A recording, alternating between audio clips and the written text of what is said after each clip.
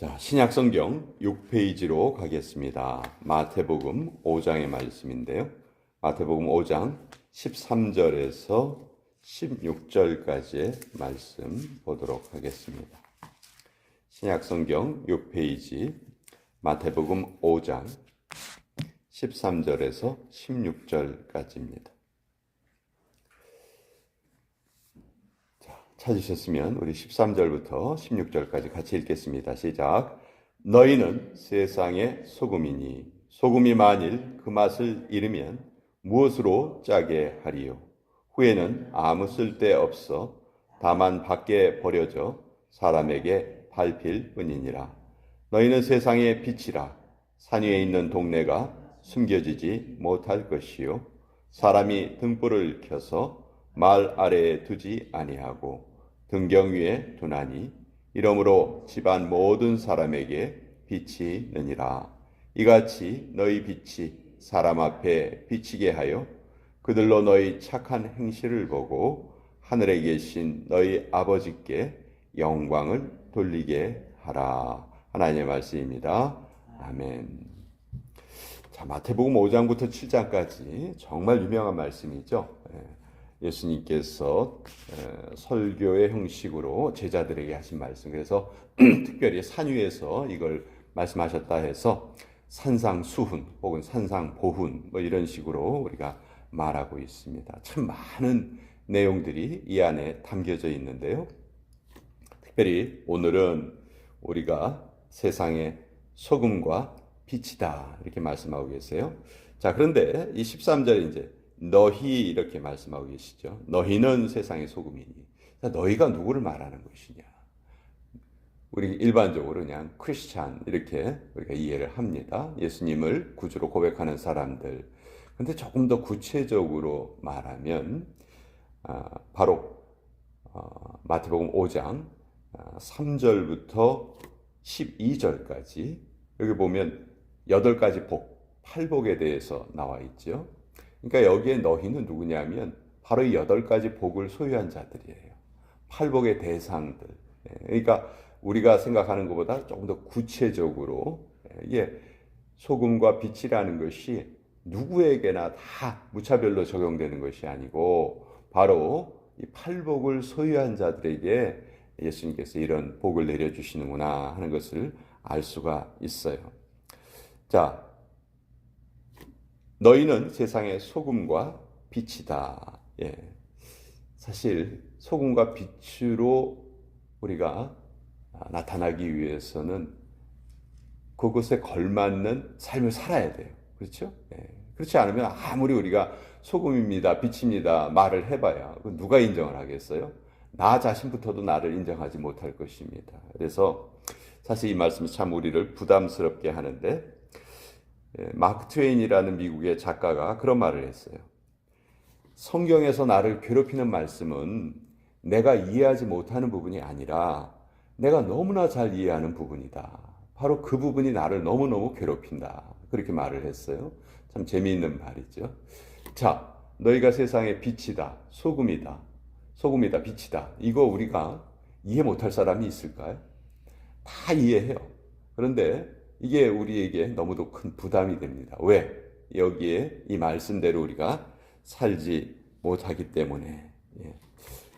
자, 왜 하필 많은 대상 중에서도 예수님께서 너희는 세상의 다이아몬드다, 너희는 세상의 순금이다, 이렇게 말씀하지 않으시고 너희는 세상의 소금이다 말씀하셨을까? 물론 소금은 인간에게 없어서는 안 될 그런 물질이죠. 근데 지금 마트에 가보면 소금이 쉽게 구할 수 있어요. 다른 것보다 소금이 쌉니까? 비쌉니까? 전 다른 것보다 좀 싼 것 같아요. 그렇죠? 가보면 큰 통에 들어있는데도 다른 것들에 비해서 훨씬 더 값이 싼 것 같아요. 지금은 소금이 너무너무 흔해졌습니다. 공장에서도 얼마든지 만들 수 있고. 그런데 2000년 전에 소금은 정말 말 그대로 금덩어리 같은 거였어요. 아주 소중한 거였어요. 과거에는 이 음식을 보관하는 시설이 지금 뭐 웬만하면 다 냉장고에 넣어놓지만 냉장고가 없었잖아요. 냉장고가 없었던 시절에 그 부패를 막을 수 있는 유일한 방법은 소금으로 간을 해놓는 거였어요. 예. 그래서 소금은 부패를 방지합니다. 썩는 것을 방지해 주기 때문에 음식을 오래 저장해야 될 필요가 있는 우리 인간들에게 소금은 너무너무 아주 중요했습니다. 그래서 옛날에는 그 일꾼들에게 일을 시키고 그 대가를 돈으로 주지 않고 돈 대신에 소금을 주는 경우도 많았다고 해요. 그래서 거기에서 이 소금이란 말이 솔트라는 말인데 이 말에서 셀러리란 말도 나왔다고 하고 또 소금으로 훔쳐가는 사람들이 워낙 많으니까 그걸 지키는 사람들이 필요했거든요. 그래서 소울저란 말이 나온 거예요. 군인이란 말도 소금을 지키는 사람이란 뜻이 원래의 뜻이었다고 합니다. 그러니까 소금이 그만큼 중요했다는 것이죠. 자, 그런데 이 소금, 사실 이스라엘에 가보면요. 이스라엘의 지형이 참 재미있잖아요. 그 지중해에서 이렇게 왼쪽에는 지중해가 있잖아요. 지중해를 지나서 이제 이스라엘 땅이 시작되면 처음에는 평야가 나옵니다. 평지가 나오는데 그 평지의 길이가 불과 한 80km 정도밖에 되지 않아요. 그러다 갑자기 이 지형이 싹 높아져요. 그래서 산지가 또 시작이 됩니다. 우리가 알고 있는 중요한 도시들은 다 이 산꼭대기에 있어요. 예루살렘이나 헤브론이나 뭐 사마리아나 다 산꼭대기에 있어요. 그러다가 이게 갑자기 또 확 낮아져요. 낮아지면 어디까지 낮아지냐 하면 이 지표면보다 평균 고도가 한 200m 정도가 낮습니다. 일반적으로. 우리가 뭐 여리고라든지 이런 데 가보면 무척 낮아요. 이 산이 가로막고 있지 않으면 여기는 다 바닷물이 들어차는 곳이에요. 특별히 사해는 지구상에서 가장 낮은 곳이죠. 해발 마이너스 400m예요. 그러니까 이런 그 땅의 조산작용으로 인해서 이렇게 산이 생기기 전에 여기가 어디였던 걸 우리가 알 수 있냐면 바다였다는 것을 알 수가 있어요. 바다였던 지역이 이제 이 땅이 움직이면서 부닥쳐가지고 이제 산이 만들어진 것이죠. 그러니까 여기 해발 고도가 낮은 지역이 과거에 바다였기 때문에 뭐가 많이 여기 있을까요? 소금이 여기 많이 있는 거예요. 소금이. 그래서 지금도 가보면 사해 같은 데 가보면 옆에 허연 것들이 보이잖아요. 그거 다 소금이잖아요. 근데 이런 소금 중에서 모양은 분명히 소금이지만 이제 소금이 비를 맞으면 어떻게 되냐면 모양은 소금인데 그 맛을 못 내는 거예요. 그러면 사람들이 소금인 줄 알고 가서 이렇게 찍어서 맛을 보다가 소금 맛이 안 나요. 그러면 이거는 못 쓰는 거구나 하고 그 소금은 밖에 내다 버립니다. 그러니까 그것이 그 당시에 소금을 채취하는 풍습이었다는 거예요.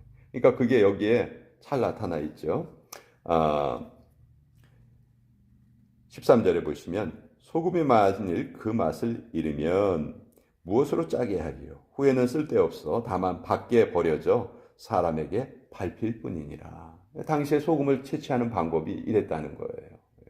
그 맛을 잃은 소금은 아무 필요가 없었다는 것이죠. 또 빛을 비춰야 되는데 그러니까 빛은 등불을 높은 곳에 놔야지 그 높은 곳에서 빛이 나와서 밑에 있는 모든 것을 다 이렇게 밝게 해주죠. 그런데 15절에 보시면 사람이 등불을 켜서 말 아래에 두지 아니하고 등경 위에 두나니 이렇게 돼 있어요. 제가 처음에 이 성경을 읽을 때 이것을 이해를 못했었어요. 왜 하필 말 아래에 둔다고 하지? 이 사람들이 말을 많이 키웠나? 소나 양이 아니고 말 아래에 둔다고 했는데 이게 무슨 의미인가? 저는 이 말을 동물로 이해했어요. 근데 나중에 알고 보니까 이게 동물의 말을 의미하는 게 아니고 큰 그릇을 말하는 거예요. 큰 그릇. 그러니까 이 사람들이 쓰는 우리 옛날에 한국에서도 쌀집에 가면 쌀을 조금 살 때에는 한 대 주세요. 그렇죠? 그래서 옛날에 가난한 시절에는 쌀도 많이 사지 못하고 그냥 조금씩 한 대, 두 대 뭐 이렇게 사갔죠. 근데 조금 여유가 있으면 한 말 주세요. 그렇죠? 말이라는 게 우리 한국 사람에게는 어떤 부피의 단위였는데 이 유대인들에게도 그런 비슷한 개념이 있었던 것 같아요. 근데 이 성경을 번역을 하면서 그 그릇을 우리말로 제대로 번역하기가 좀 어려운 거예요. 그러니까 처음에 성경을 번역했던 분들이 이거 쌀집에 있는 건 말 같은 거 아니야? 큰 그릇 같은 거 아니야? 라고 생각을 해서 말이라고 번역을 한 거예요. 근데 저는 그거를 호스로 오해를 해가지고 이걸 잘못 이해를 했었는데, 그러니까 여기에 말은 큰 그릇이라고 생각하시면 돼요. 아니, 등불을 켜가지고 그릇 밑에다가 두면은 그릇은 보통 밑에 있는데 그 빛을 발할 수가 없지요. 그 등경 위에 둬야 된다. 이렇게 말했죠. 그래야 집안 모든 사람에게 비치느니라. 자, 우리가 사람들 앞에 역할이 있는데 소금과 빛의 역할이 우리에게 있어야 된다 하는 거예요. 근데 참 재밌는 것은 너희는 세상의 소금이 되어라. 너희는 세상의 빛이 되어라. 이렇게 말씀하시지 않아요. 되라는 말이 아니고 이미 너희는 세상의 소금이고 이미 세상의 빛이다. 이게 정말 중요한 말씀이거든요. 우리가 애를 써서 소금이 되고 애를 써서 빛이 되는 것이 아니고 이미 하나님의 성령께서 우리에게 임재하시는 한 우리는 빛이고 소금이라는 거예요. 이거를 우리가 당당하게 주장하면서 살아가면 되는데 자꾸 우리를 사탄이 발목을 잡죠. 야, 네가 지난 여름에 한 일 다 알고 있는데 네가 무슨 소금이야?